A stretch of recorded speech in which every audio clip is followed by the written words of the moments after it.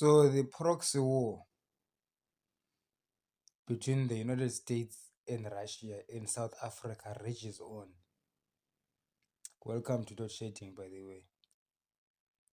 South Africa gives him diplomatic immunity to Putin so that he can attend the BRICS summit. Lines are being drawn, with Julius Malema blatantly supporting Putin and even going further to say that if he were to be in power, he would supply weapons to Putin and he would support Putin. So if Putin invades Ukraine, invades Poland, Germany, France, the United Kingdom, all the way to the United States, Malema will be giving him weapons, supporting him militarily, politically, in international organizations like the United Kingdom.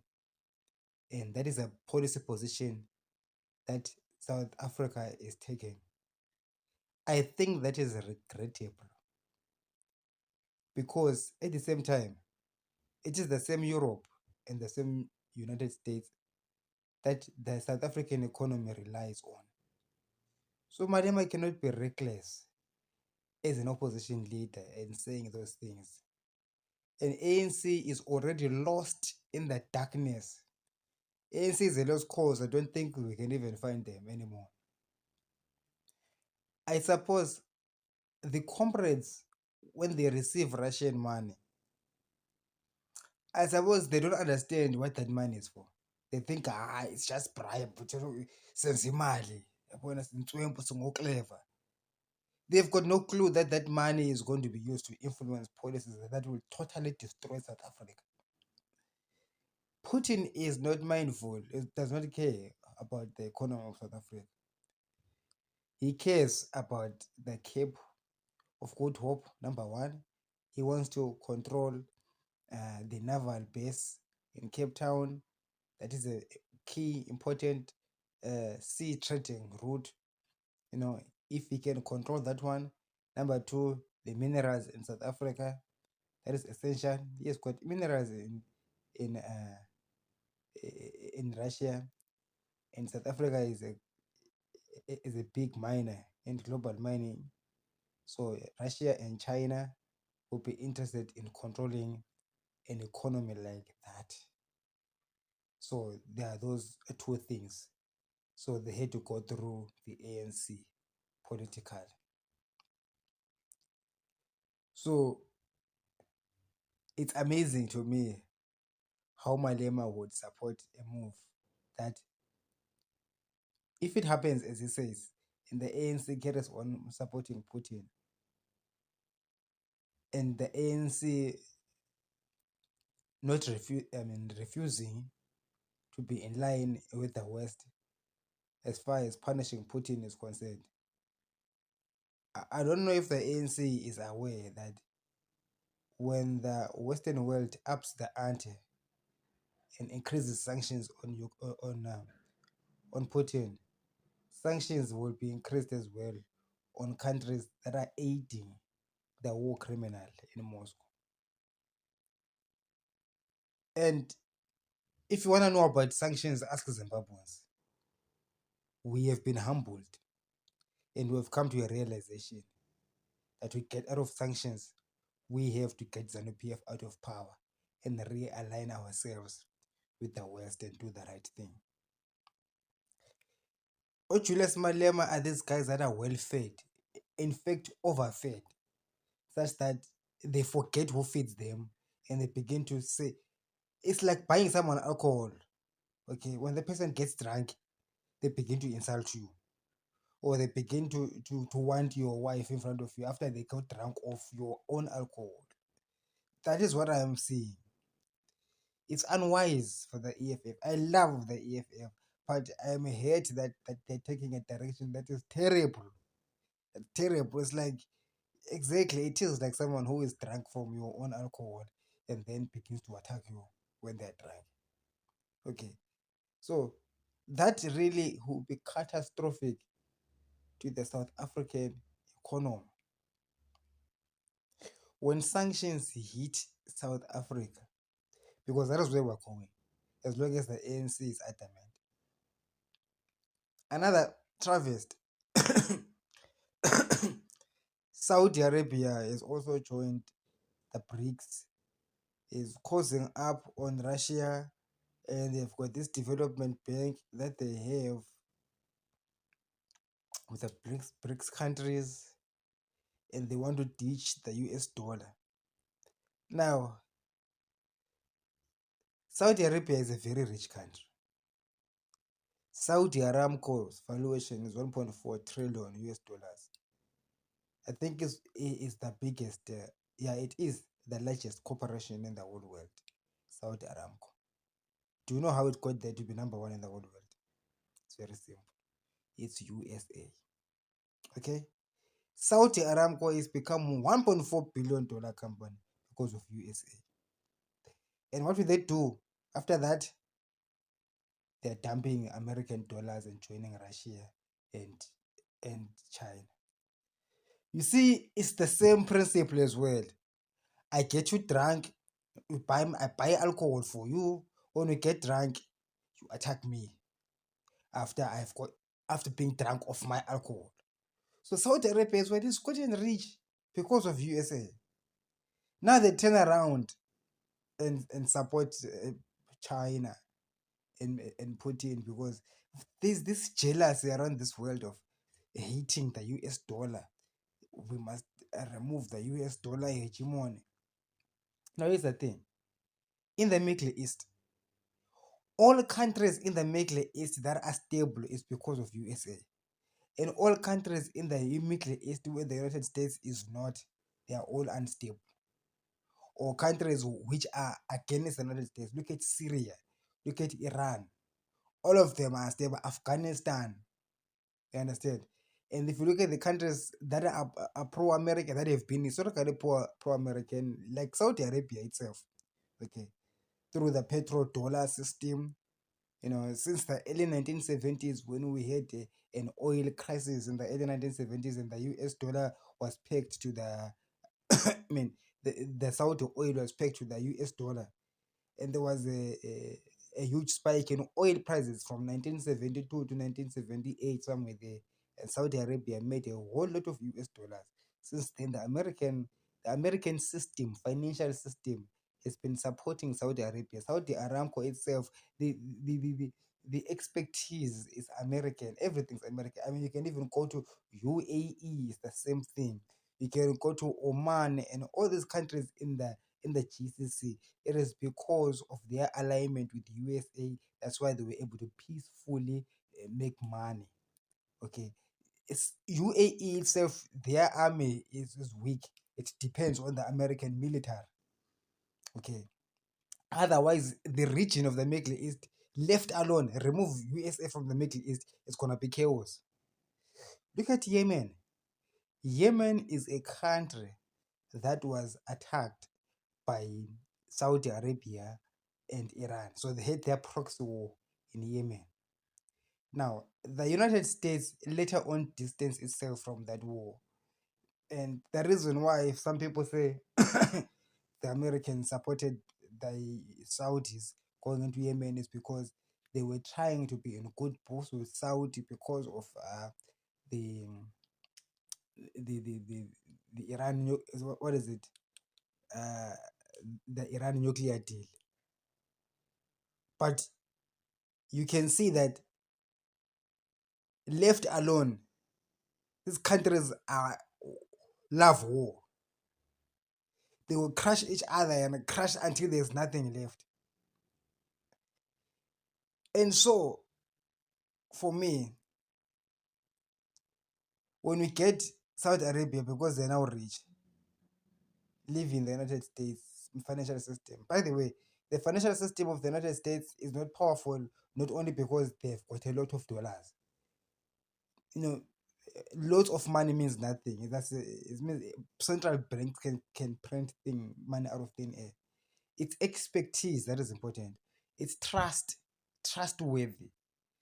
The United States is more trustworthy than any country in the world. That is why they're the superpower. Finish and clear.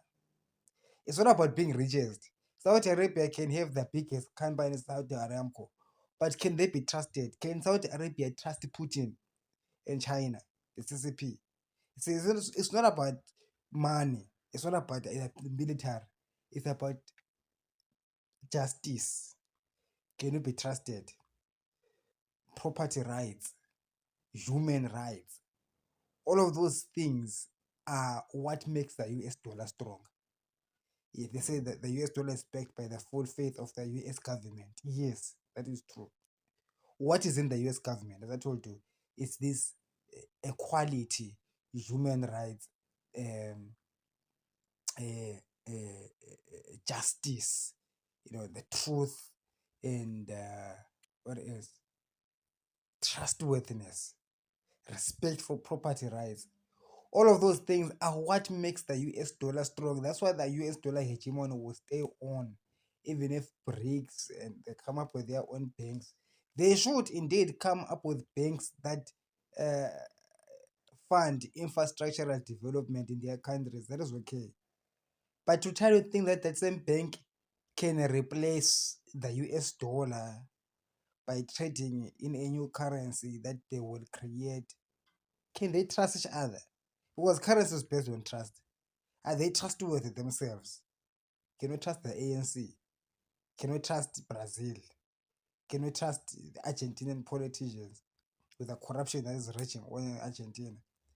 So you begin to see that a group of corrupt countries or coming together to come up with a product whose value is derived from trust. Uh, it's not having money, it's not having the military, it's having trust, good governance, human rights. Those things countries don't understand that. And they keep on arguing with the Americans. When Americans tell them that you must follow human rights, do this and that, they think that Americans want to control them. But the Americans have figured out a system that works. And they're trying to say, okay, other countries do like us, we will be successful. But then other countries say no, they want to do it their own way. And they will discover the hard way. Let the BRICS nation come up with their own currency. They discover their own. They will discover themselves that that currency will lead them to fight. Look at Europe. The euro is about to break down. Why will the euro break down? The euro system, okay, is based mainly on the strength of the German and French economies, right? The other weaker countries in Eastern Europe really exist because of the benevolence of Germany. And remember, Europe is an ally of the United States. So European standards and American standards are similar. Europe itself became successful after the New Deal that came from the United States. So that's what is keeping them intact for now. But you see, even in Europe, Britain left the EU. But they didn't. Britain was never part of the currency union, but they left the European Union. Now, if you have a currency in countries like China, Russia, Saudi Arabia, South Africa, Brazil, India, political ideologies in those countries are very different. They are pulling apart. And when you have got a common currency, the central bank of that common currency will have to set a central bank monetary policy that affects all countries. But since these countries are different, the policy might appear, or sorry, not appear, will be at some point be in favor of other countries and not be in favor of other countries. But because these countries do not respect rule of law, they will want to control the central bank for their own benefit against the other members. And those other members will not like it. They will also want to control the central bank for their own benefit against. You see what I'm talking about? Chaos. I don't think Zimbabwe should join BRICS. Emerson Mnangagwa apply for BRICS. If I lead Zimbabwe, I would not take Zimbabwe to BRICS. All right, because that is chaos. This new BRICS bank is going to bring chaos. It's going to bring these countries to war against each other. First of all, India and China don't see eye to eye. Number two, China and Russia don't always see eye to eye. Therefore, the marriage, not even a marriage, a one night stand of convenience at the moment. and Saudi Arabia is just anything can happen in Saudi Arabia. They were friends with America. Now here they are now with the Russians. Anything can happen with the Saudi Arabians. And to think that a currency union amongst these countries is going to succeed, that is a dream. You see, most countries are in denial that the United States is a superpower. Let me tell you, let me just state this thing categorically, that the United States is the superpower of the whole world. And there's nothing anybody can do it except to follow United States. All right. Now, the other countries who become rich because of the United States, they begin to be envious and jealous of US leadership. Then they begin to challenge it, forgetting that it was the United States that made them powerful in the first place. It is the United States that made China powerful. It's the United States that made Russia powerful. All of them, they made powerful than Saudi Arabia. I just spoke about it. Saudi Aramco. It's, it's American ingenuity, American engineers, American business models, American networks of influence that propelled Saudi Arabia to be where it is right now. So when they get there with all of these monies, pride befalls men. Okay, don't be confused to think that national leaders are super wise. Sometimes national leaders can be really dumb at times. Just because you are a king or you are a president doesn't really mean that you are the wisest in the country. Okay, doesn't mean that you make wise decisions. For some reason, one way or the other, you will be the one on top. Maybe because you are born in a family, or whatever reason that might be the case, but it might not mean that you are the wisest in the country. So men begin to see this great wealth and and power around them. Then they begin to say, "Oh, let me challenge America." Why does China want to lead the world? Why does Russia feel like it has to lead? Why? Because if you're going to lead, you must ask yourself a fundamental question. Why must you lead? What's wrong with the ones that are in power now? What's wrong with the ones that are actually leading? And do you recognize that leadership is a responsibility? And it's a responsibility, but you have to sacrifice for those that you leave. I mean, for those that you lead. You need to go through pain so that those that you lead will benefit. Do you see Putin going through pain for these countries to benefit?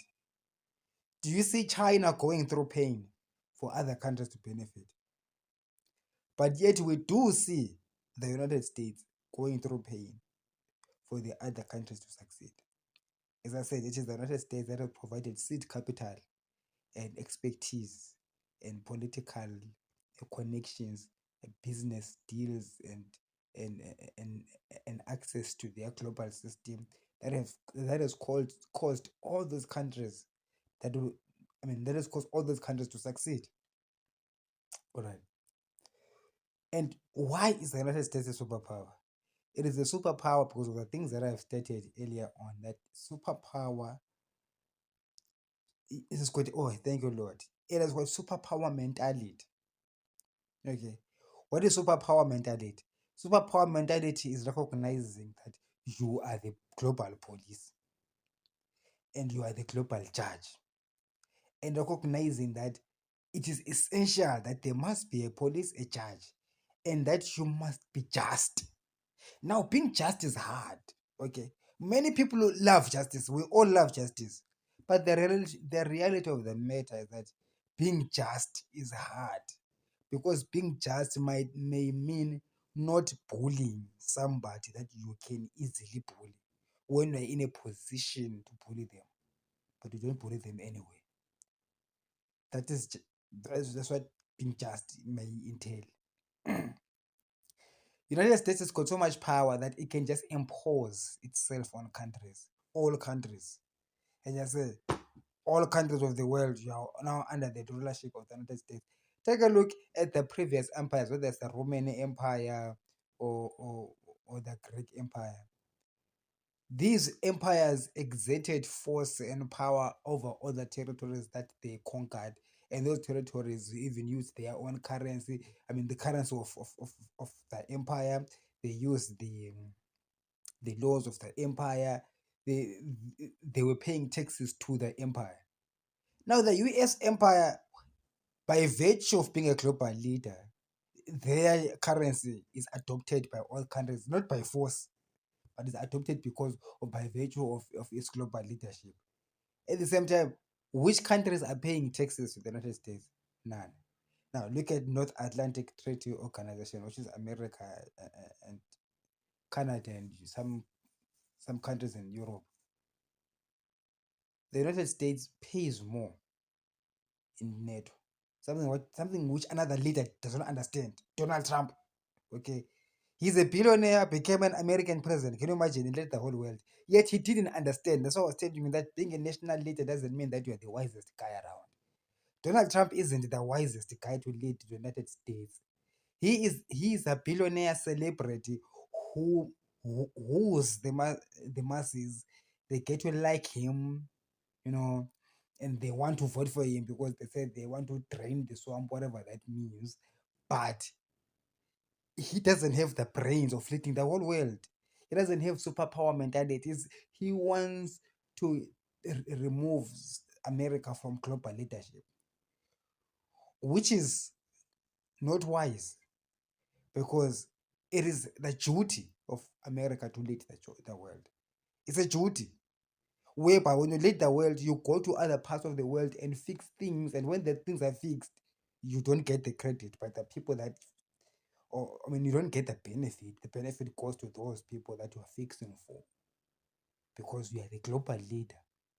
Donald Trump wants to say America must take itself out from all global problems. Okay, we must make America great again. What do you mean? You must make that is making America small again. Because by asking Germany and Europe to pay more in NATO, by taking America out of the World Health Organization, what's next? It's taking the United States out of United Nations. Because if and and when Trump does that, it makes America small. It doesn't make America great again, but it makes America smaller again. So why does Trump do that? It's because he's not wise. Okay, as I say that he can get a leadership position. He did get it he did lead America for 4 years. But wisdom was not given to him. Power was handed over to him, but not wisdom. So just because somebody's got power and authority doesn't actually mean they also have the wisdom. Understand? And just because someone has got wisdom doesn't mean they've got power. Okay. So here we are having Donald Trump failing to understand that the United States is a global leader. And then, so now, what makes America that global leader is the systems that can be trusted. All right. You can trust the FBI. Forget about who is leading the FBI. You can trust the CIA. Forget about who is leading the CIA. We can trust the Democrats or the Republicans. Forget about who is in the Republicans, who is in the Democrats. The system itself, okay, the core system, not the people, the system itself is designed in such a way that it will serve the interest of America and the whole world. You see, the interests of America are deeply intertwined with the interests of everybody else. Actually, it's the only special country where its interests many times overlap with international interests. Unlike other countries whose interests are just merely their own country's interests. But the United States as a superpower is different to define their interests according to America only. All right. That is why America runs a trade deficit. That trade deficit that America runs every year is important is key for the economies of other countries around the world. So if America starts producing in America and consuming in America, all the countries will die. You see. So the good thing that the superpower did, what did it do? It took manufacturing from its own country and put it in China. Why? For the sake of the Chinese 1.4 billion people that were suffering. It took them out of poverty, and it actually led to this globalization that makes success to be spread more out of the to the world, not just in the United States. Now, what does America get after doing that to China? China becomes rich. China wants to challenge America, now wants to destroy America because they've got the money and the industries. And then, therefore, China gets fooled into thinking that having industries that supply the world and having that money, because China buys from the world and sells to the world. In actual fact, it's American corporations mostly that run that thing. So Xi Jinping begins to think that, oh wow, I'm so powerful. Therefore, I can take over. Taking over from America is a responsibility that the countries that will do so will discover that is not what they thought. And then they become despotic, then they become oppressive. It's easy to become oppressive when you do not know what to do. You see, it's the thing that you must understand. It's like the same thing in Zimbabwe. Why is ZANU-PF oppressive? ZANU-PF is oppressive because they do not know anything better. It's when you get power, and then once you get there, you realize that you cannot do this thing that you are supposed to do. Because this thing that you are asked to do when you're in power needs you to sacrifice self. Okay? It needs you to go through suffering so that others can succeed. But ZANU-PF, when it gets into power, they begin to say, why must I suffer for them to succeed? No, I don't want to suffer. I want to benefit. That's where oppression and corruption comes in. People who are corrupt and oppressors are not originally evil people. The ZANU-PF is not made up of uh, blatantly evil people. No, Emerson Mnangagwa is not an evil person. He is not a devil, like, oh, I hate Zimbabweans. No, he loves Zimbabwe. He actually does want Zimbabwe to succeed. ZANU-PF does want Zimbabwe to succeed. But however, the moment you get to power, then they realize that getting Zimbabwe to succeed will mean that ZANU-PF and those chefs, they will have to go through pain, okay, through sacrifice that will allow people to succeed. And that pain and sacrifice, that hard work ethic and not stealing money is hard for them. It's super hard, so they fall. So they fall into the trap of corruption, then they fall into the trap of being oppressors. Because once you are corrupt now, you have to protect your loot. To protect your loot, you have to do things that your mother never taught you to do. Your church pastor never taught you to do. Do you understand? Do you know, someone was telling me that General Chiwenga is a Catholic. I also grew up Catholic. And they say that Chiwenga is what his favorite Catholic priest. Actually, it's a person who was telling me about this Catholic priest, another Catholic that was. Anyway, don't worry about what we're talking about. It turned out the guy began to tell me that Chiwenga is a devout Catholic. Okay. And he listens attentively to these Catholic men, and so they are close. So he prays. The man prays for him. He goes for confession. He accepts the Holy Communion. So he's a Christian. He loves God, Chiwenga. If he dies, probably go to heaven. But he's in power. But when you are in power and you are a Christian, it doesn't necessarily mean that you will lead well. Because having the leadership position is about policy more than good. I'm a Christian, I've got a good heart. Yes, we've got a good heart and have good intentions. But what are the policies that you have, number one? Number two, are you able to follow them? Because the policies that bring progress, really, in reality, they are actually will cause you to go through pain. You, the leader. You will work and not be paid. You will love and not be loved back. You will be insulted by people, all right, and expect to service deliver. I realize in Zimbabwe the reason why there's no service delivery is because politicians are hurt that the people don't vote for them, or the people don't like them. They insult them on social media. So then they say, okay, you are insulting me on social media. there will be no water in Harare. Achandiona.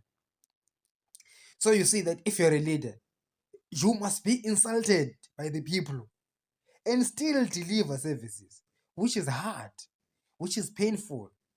The people they be listen, look at Zimbabwe politics.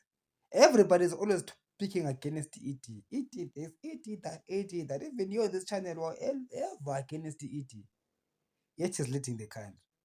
Now, how does it influence his mind?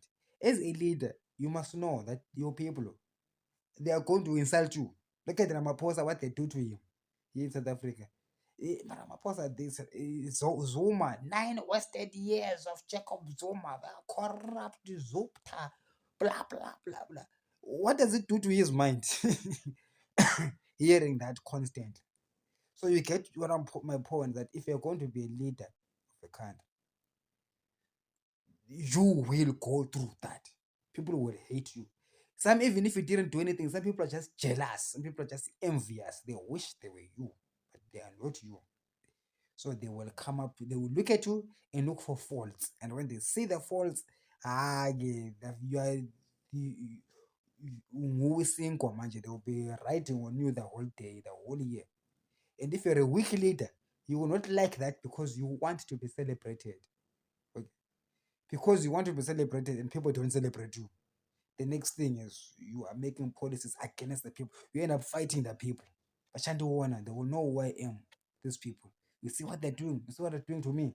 I'm gonna show them who I am. That you see, a Christian can do that. A Christian who loves God. You can even go to God and complain and say, God, your people, the people that you gave me, the people, your people that I'm leading, look what they're doing to me. And God tell you, I knew that these people are gonna be like this, and I knew you should have known that these people they're gonna be against you anyway. That's what they do. Look at Hillary Clinton. We hear that she had a baby in space. Okay, I mean Barack Obama and his wife they're always insulted. They say Barack Obama is from Mars, and all of those things. Sometimes leaders are called Satanist, 666, all of those crazy things that people come up with. So, as a leader, you need to know that you will still need to keep on leading. In the same breath, United States is a leader. It's a leading nation that leads the world. With all the barrage of attacks it receives from Africa, Asia, everywhere, still the global economy moves, is pumped by the power of Washington and Wall Street. They are not stopping and pumping the global system, making sure that it works for everyone, promoting human rights everywhere, getting into fights with these despots like Putin. So the war that the United States is fighting against Putin is a war that the United States is fighting for the rest of the world. Because if Putin is led to do what he does together with China, they take over Europe, USA, the whole world, then we're gonna have a despotic, oppressive regime that controls the whole world. They will have the power to control the whole world, but they will not have the wisdom to run the whole world. So America in its wisdom understands that it runs the world. It is the leader of the world. In spite of the criticism that Americans are gonna get from it, they still have to lead and not look at say, oh, so these countries do not like America. Look at what America is doing to Africa. Now America is coming back into Africa. But largely the African people, they are so anti-American, but the Americans still come. But the Americans still bring aid to Africa. Yeah, we don't want to aid. We want success. What do you mean you don't want their aid? Because you have got leaders. If you want to success, be productive. You and your leaders be productive. You see, at that time I was listening. I think in this video I'm just talking about everything. Let's just be loose and talk wherever the Lord leads. At that time I was listening to the Ghana president, Mr. Nana. I think he was speaking. Yeah, he was speaking in a conference with. I think it was someone from Switzerland. There's a woman from Switzerland. You know that Switzerland buys cocoa or cocoa from African countries like Ghana, and then they make chocolate, Swiss chocolate, and they sell chocolate to the whole world. So the cocoa or cocoa that they buy in Ghana, they buy at a lower price. Then they do value addition, make chocolate, then they sell chocolate to the whole world. The chocolate is much expensive, so Switzerland makes money out of that. So the president Nana was complaining to this lady. The lady was there, this European lady was there. She's complaining and he is saying that you guys are taking our cheap goods, I mean our raw materials, and we are not benefiting anything from them because we're not benefiting them. Okay, because they're not doing value addition as Ghana, but Switzerland does. I was looking at it and I'm thinking, so whose fault is it? So what do you want Switzerland to do? Because Switzerland is looking for cocoa. Everyone say, is there any country with cocoa? Ghana says yes, we have. Then they buy. That's it. Then they go to Switzerland. What they do with cocoa is their bro, is their business. They make chocolate is their business. So what Ghana needs to do is to stop complaining to Europe. It's not Europe's fault. If Ghana feels like they need to make chocolate, the president of Ghana himself should be the one who asks the banks in Ghana to fund business people in Ghana who are going to make chocolate in Ghana. And then he begins to market the chocolate in Ghana and in countries around the world. I mean, around Africa and the world. As a president, he should be going to countries marketing the Ghanaian produce that has been beneficiated. And this should be a thing that they do as Africans, that they do. But Africans don't do anything. They're expecting the globe to come to them and just say, all right, we are America. How much do we need? 10 billion. Here is 10 billion. Do not they do? They still put it in their pockets, all of them. Then they cry that the money is finished. America comes again. How much do we need? Another 10 billion. Here it is. You see, we are America. Say we love you. We love you. No, no, no, we're not loving you. We're destroying you. Letting them suffer in Africa is the right thing to do until they come to their senses that they must own the means of production, and when they own the means of production, they must actually produce. All right, produce. A value addition is not a responsibility of the United States.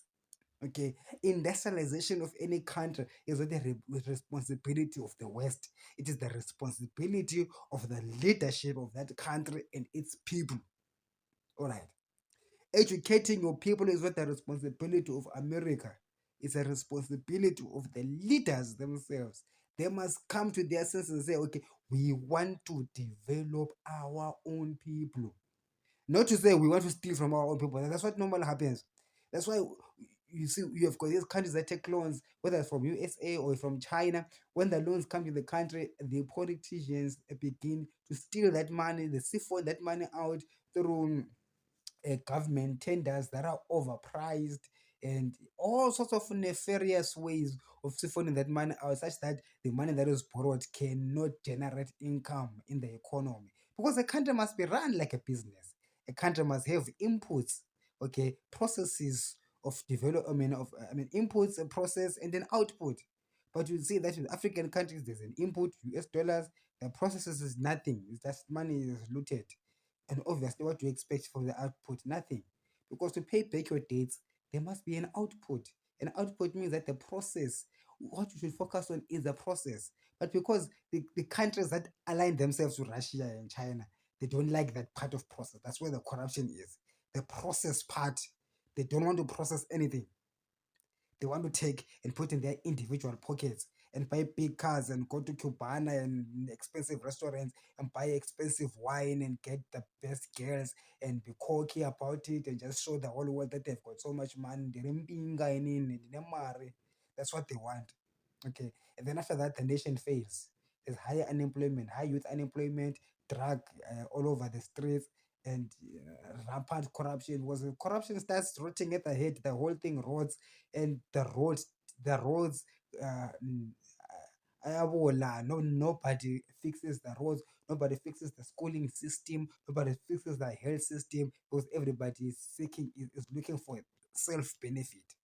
for me, because I've got power, I've got access to power. Oh my God, I can't believe I'm powerful. All this money government is controlled by me. I must put it in my bank account. I must put in a bank account in China. I must put in a bank account somewhere in London. I must buy houses in France and become rich. You see what I'm saying? That power is a responsibility. So the idea that you're gonna have all these billions and not stealing is hard and it's painful.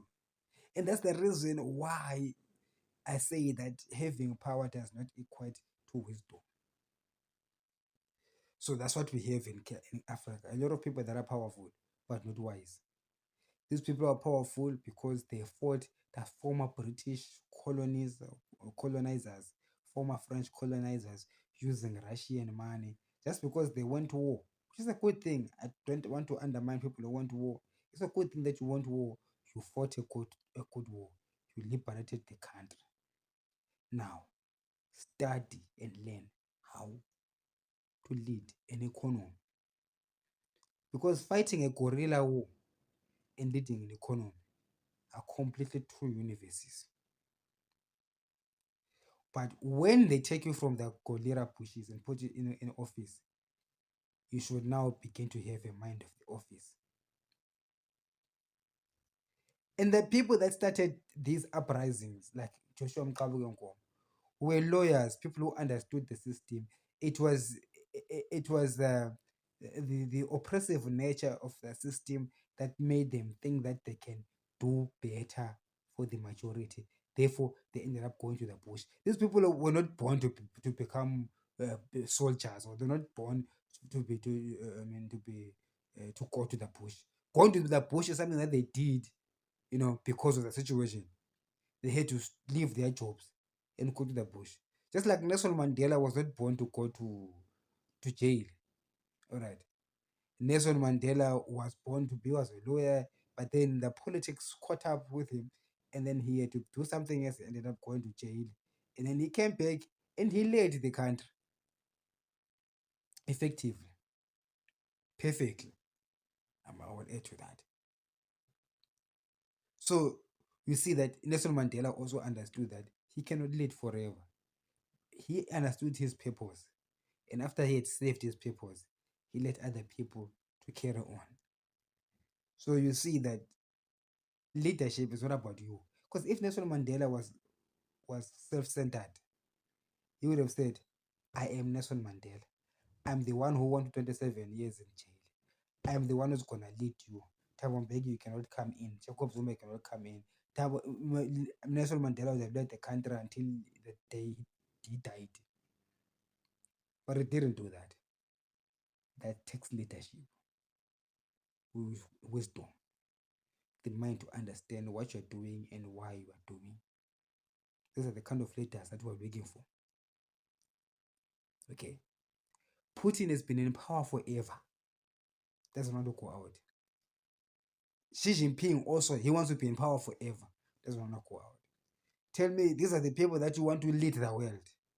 People who want to hoard power to themselves, because they don't understand that they are nothing but people who are part of a bigger system. See, the system is more important than us human beings, than individuals. The system is bigger than individuals. Individuals should contribute to building the system, not being the system themselves.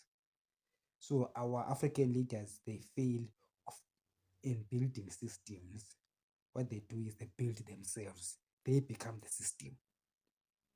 That's what a dictator is. There is no system in place. But if there's a system in place, whether you are there or not there, it doesn't matter. The system serves everyone else. And that is what we're looking for. That's what we want to see in Africa, to see Africa develop. This bashing the West, blaming white people for all of black people's problems is not gonna help. These so-called white people that people hate, they are the ones who are leading the world, and they should be leading the world. And in any case, those countries are not just focused on white people; they've got different, races. Barack Obama was a black man; he led the United States. Right now, we've got an Indian leading the United Kingdom. So it's not about color anymore in those in the West. It's about being part of a system. It's about understanding that the system is bigger than us and to serve a certain purpose in the system, to keep the system alive. And that's what we need to resurrect in Zimbabwe. To resurrect a leadership system that was similar to the one that built Rhodesia. The Rhodesians, by the way, the South Rhodesians, which is now Zimbabwe, they were the most industrialized people in Southern Africa during their time. They were able to build industries in Bulawayo, in Harare, to sell Salisbury back then, and they were able to supply the rest of Southern Africa with agricultural produce and industrial produce. They had Zisco Steel, the biggest steel manufacturing company in the Southern Hemisphere at that time, because they had a system, and the system was well oiled. The system was bigger than the peasants. The leaders were constantly changing, but the system was remaining intact. Kabugo saw that, but then in the system there were some problems. So instead of working within the system to change the system, they decided to go for war, sponsored by the Russians. And after they won the war, sponsored by the Russians did not help ZANU-PF to create a system that works or to maintain the system that worked. Instead, they watched them destroy a good system until we have what we have in Zimbabwe right now, a failed state, a country which is now number 1 in the misery index of the world. It's the most miserable country in the world, yet it used to be a bread basket of Africa, because we forgot about systems and we forgot what leadership is all about. Good night. I'm gonna cut it here. So, my conclusion: Russia is the enemy of the systems in Africa.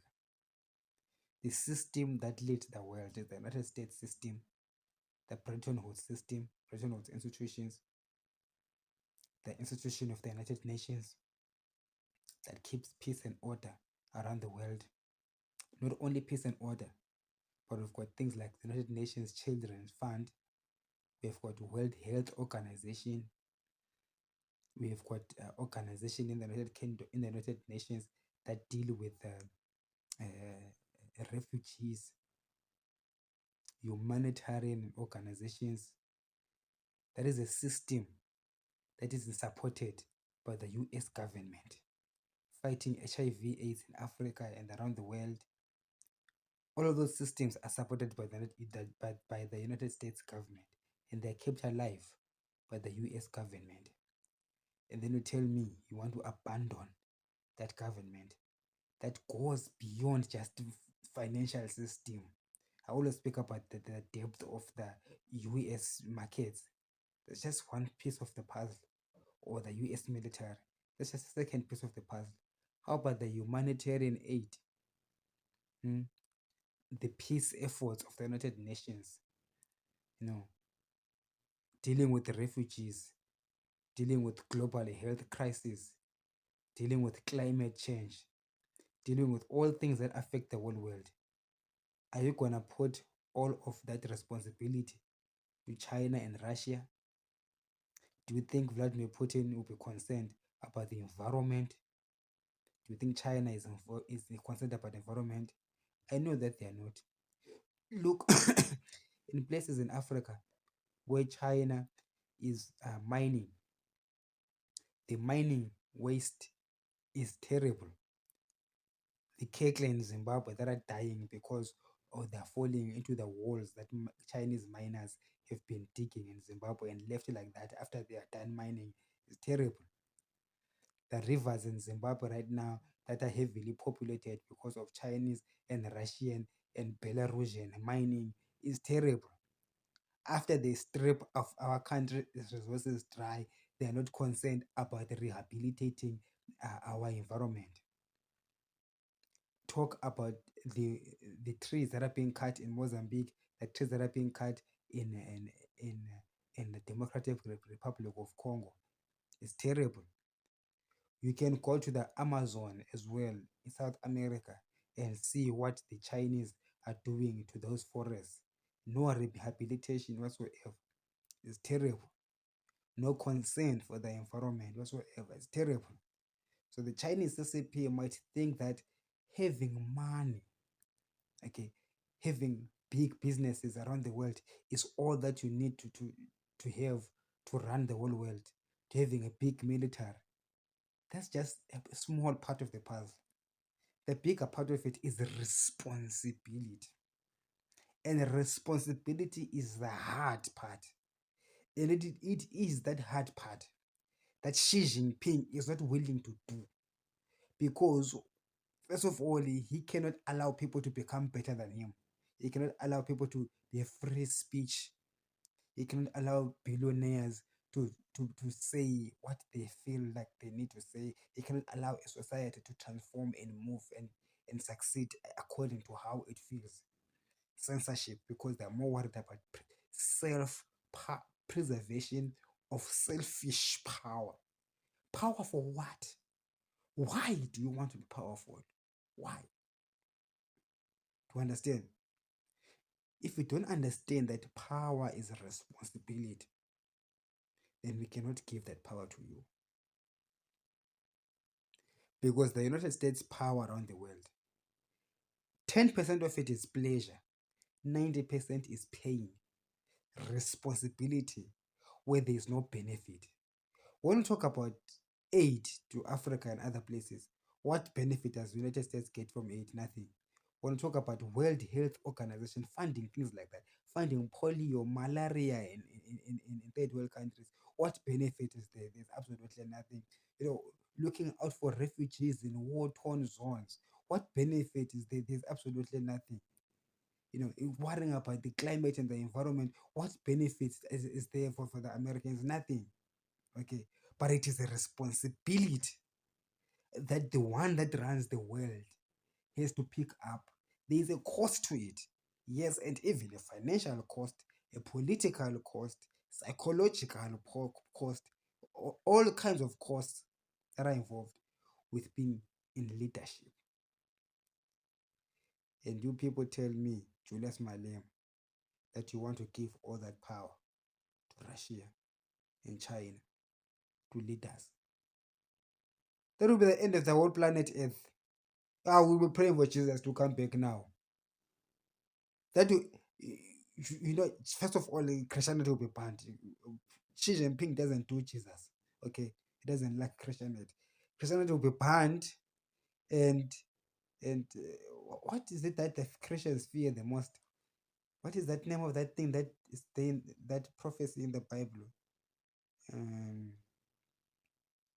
Not Armageddon.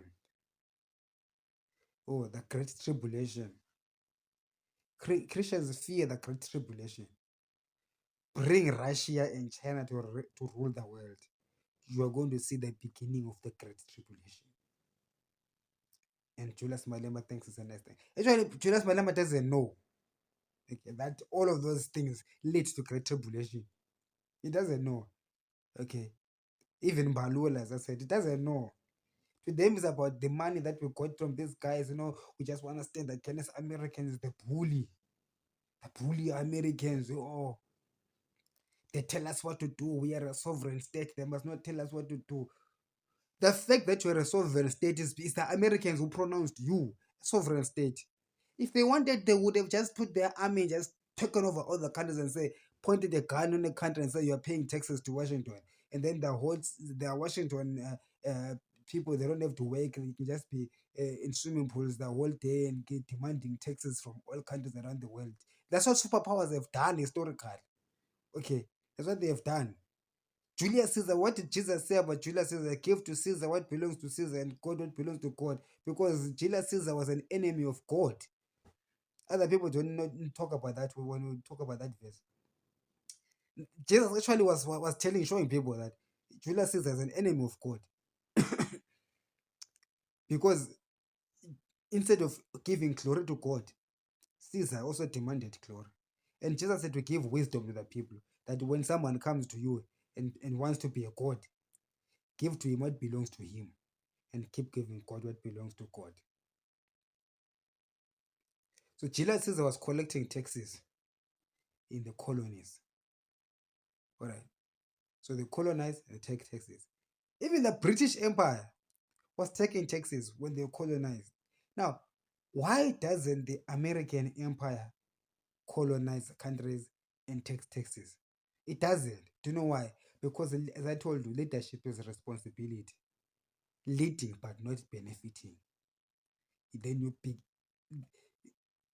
It's a value. It's a virtue. Okay.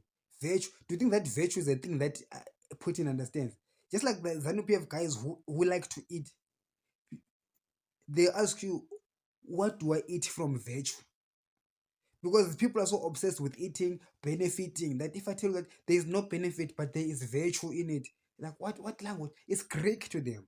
Okay, it's Greek, it's the tongues to tell you that, okay, it's a virtuous act that you'll be doing. There'll be no benefit, they're just gonna be paying sacrifice, but you get nothing. But they get something. There's virtue.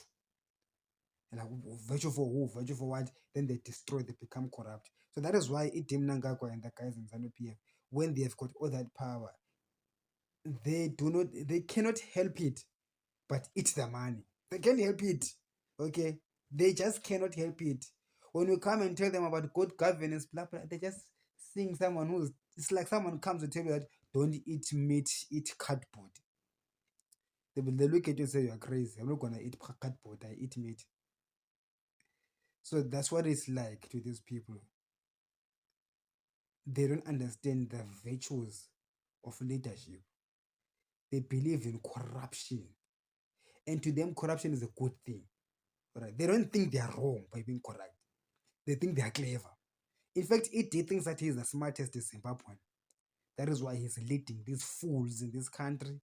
So when he is in leadership, he believes people must hero worship him. People must listen to everything he says. And those that listen to him are the ones who benefit. Crony capitalism. And those that don't listen to him are the ones he crushes because they are the weaker ones. They're the weaker species. So therefore, he begins to elevate himself to be like God, like a God. Hmm? Because they were given power. As I told you, just because you've got power doesn't mean that you have the wisdom. You just have power and authority, but no wisdom, no understanding, no concept of things and things like virtue. So you will support like-minded people like Putin and Xi. And you will not understand if someone speaks like the way I'm speaking. Because I'll be speaking Greek to you. Okay. So I'm now beginning to see that these guys, they do think that they are doing the right thing. Okay, they do believe, well, this is a world. They rely on this thing. What do they say? That each man for himself and God for us all. Yeah, they do believe really that each man is for himself, God is for us all. It means that I must subdue you and oppress you if I can, and bully you if I can. And because if I don't bully you, you will bully me.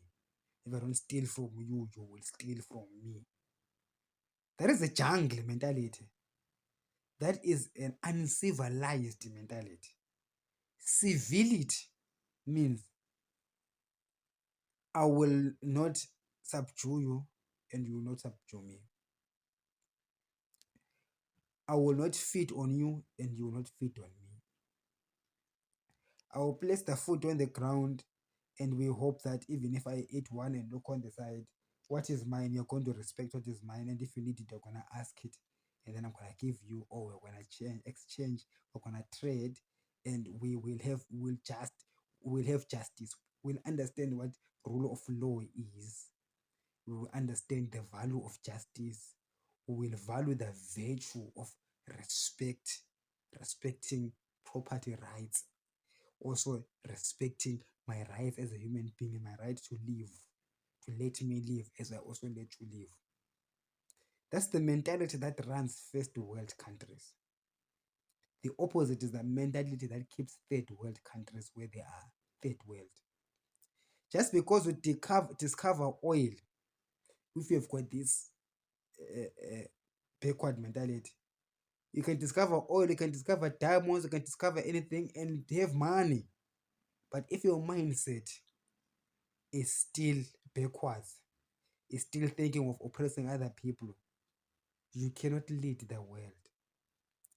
Or you should not be allowed to lead the world.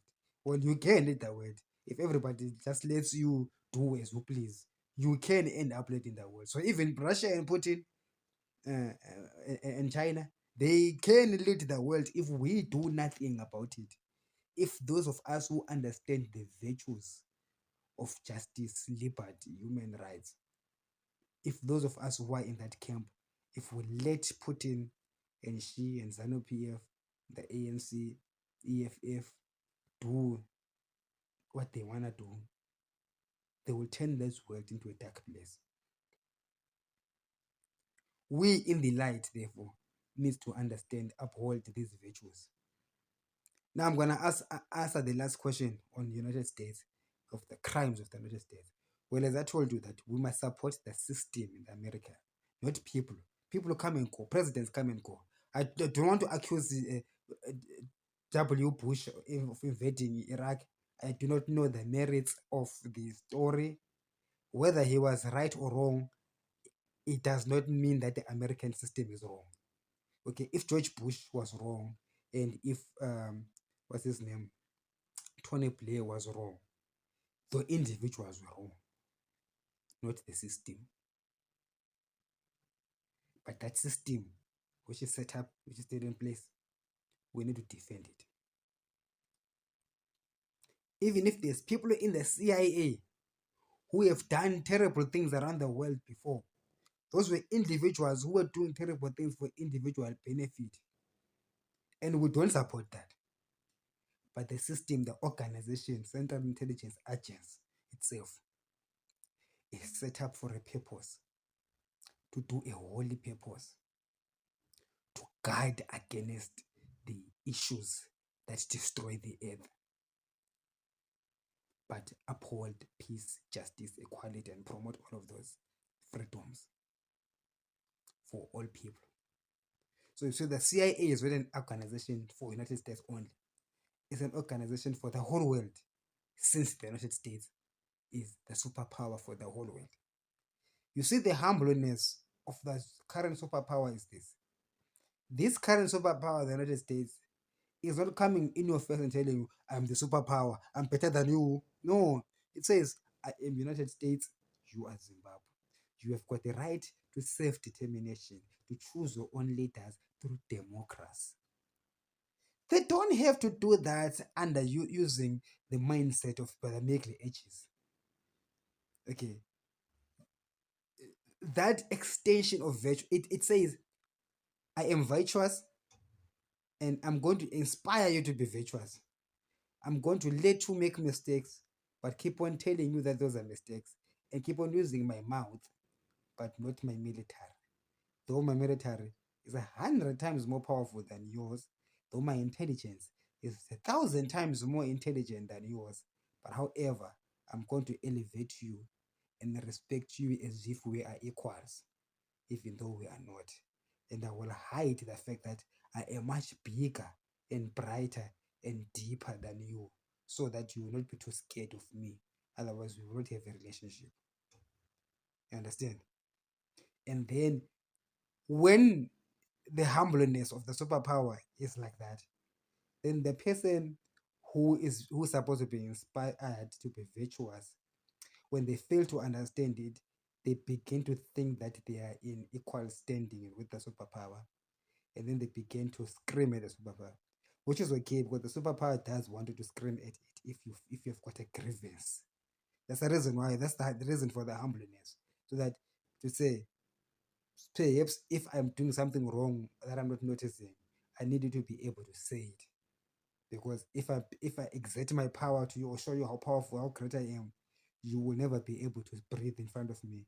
You will never tell me that I'm wrong when I'm not knowing that I'm wrong. When I'm actually doing stuff thinking that I'm helping you, but you just be saying yes, yes, yes to everything, and you never question the things that I'm doing because you are afraid. So you are allowed to complain. You see, the United States allows countries to say, no, America is corrupt, blah, blah, blah, and this and that. No, we don't like the treatment of black people. Those things help Washington and the American system to recognize, okay, what is the grievances of Africans? How do we lead the Africans? The way you understand how you lead Africans is to listen to their problems, so listening to their complaints. And it's a good thing that they are able to complain, because complaint help. I mean, even in businesses, they teach us in the restaurant that 90% of the customers don't complain, and it's a bad thing. They say it's a bad thing because you wouldn't learn if they don't complain. And it's so true that I went to a certain place of eating last week. They sold me a plate of food which I didn't like. Something about it that I didn't like, and I didn't complain. Then I realized that I'm sure doing them a disservice. Had they known that the way that they were cooking those vegetables is wrong, they're gonna lose a lot of customers. Okay, it's like, there's this grand Zimbabwean vegetable which just got sticks and the veggies. Where I come from, the sticks we chop them and throw them in the dustbin. We don't cook them. These guys were cooking the sticks of chomolia, and it was very little real chomolia. The rest of it was just sticks cut into small pieces and and pap. And I'm thinking, I don't eat these sticks. You must throw them away. I didn't even eat them, but I didn't tell them. I had an opportunity to go back and tell them, but when I was there, I just decided not to tell them. So they probably carry on selling sticks, and other people who don't like that, they never go back to buy again. So complaining is important. So Julius Malema or the ANC, they are right to have their grievances heard. Okay, what they do not like from the Americans, so that using that knowledge, that from that knowledge base, we can now begin to reconstruct the relations between South Africa and the United States. We begin to bring our brother Julius Malema in alignment with African development together with a superpower. Julius Malema, one thing I can tell you about him, his heart is for Africa. That he's been tested. Okay. He has been tested. He has gone through suffering for Africans. Okay. He's been insulted for Africans. So there's a lot of testing that has happened to him for me to recognize that his heart is truly, truly, truly, truly in love with African development. However, he needs to be in alignment with the wisdom that for South Africa to succeed and for Africa to succeed, we need to align ourselves with a system that wins. Align ourselves with a winning system, not a despotic rogue system of the Russians. In fact, the Russians don't even have a system. The system is just corruption and being disobedient to the global systems.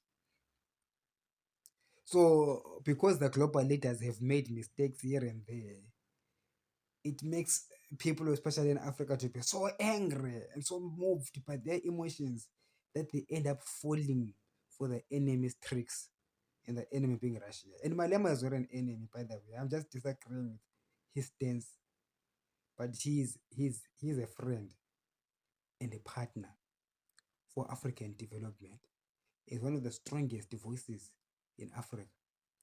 With Malema on board, we can make Africa great. Africa can become a behemoth with Malema on board. Even with Malema, because Malema is so influential, even though he's not even the president of South Africa. But for him to be president of South Africa and lead this country successfully, he really needs to rethink his stance and policies on supporting rogue elements like Putin, Chinese. Yes, we trade with China. We trade with Russia. It ends there. We are not building alternative global systems with the Chinese and Russians. No, we're just trading with them. Their companies are spreading into our countries. Okay, that's allowed, that's fine. China has got businesses in Zimbabwe. They mine in Zimbabwe. They also have they're building a steel manufacturing firm in Zimbabwe, which is a good thing. China is interested in buying South African mining produce. That is a good thing. China produces for the whole world and keeps prices low for global consumers. It's a good thing. That's what we want. That's what we support. However, we don't want them to dominate by destroying a system that works for all of us. We also need China to be in alignment with the whole world.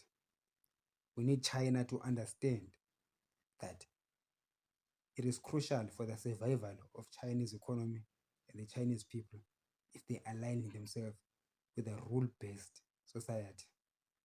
It's not a Western world. It's a global village.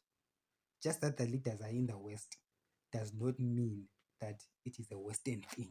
No, it is a global thing. It has to be somewhere. One of the things that would bother a person, would bother a god, if you're a god, is if you make America the superpower, the people complain that it's the West. You make Australia the superpower, they will complain that it's the South. So who should you make superpower? It's the same question that God questioned me about the color of Jesus Christ. Last year, God engaged me on this question: what color was Jesus Christ? Okay, I was just watching other people on the internet, and then the Lord really had to question me as well what I think, and we had a discussion about it.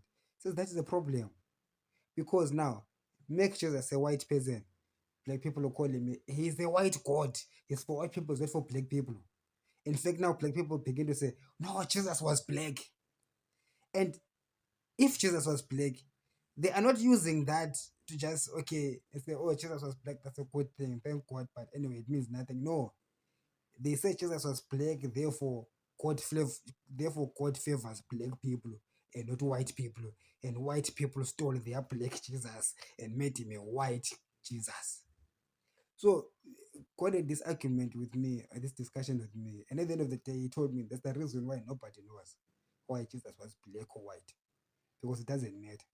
Because those that actually are saying Jesus is black or Jesus is white, they're doing it to use the color of Jesus to benefit themselves.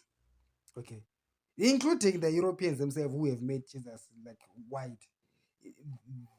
They use it to infiltrate black people's psyches and make black people think that since Jesus is white, then God is closer to white people and not to black people. And the way that black people fight back is saying, no, Jesus is not white, he is black. Therefore, God is closer to black people and not white people. But both of those positions are wrong. Okay, both of those positions are wrong. So in the same breath, who do you want to lead the world? It doesn't matter whether that person is in America, is in Europe, is in Asia, is in Africa. As I said, what leads us is the system. It is the system. At the moment, it is run from Washington.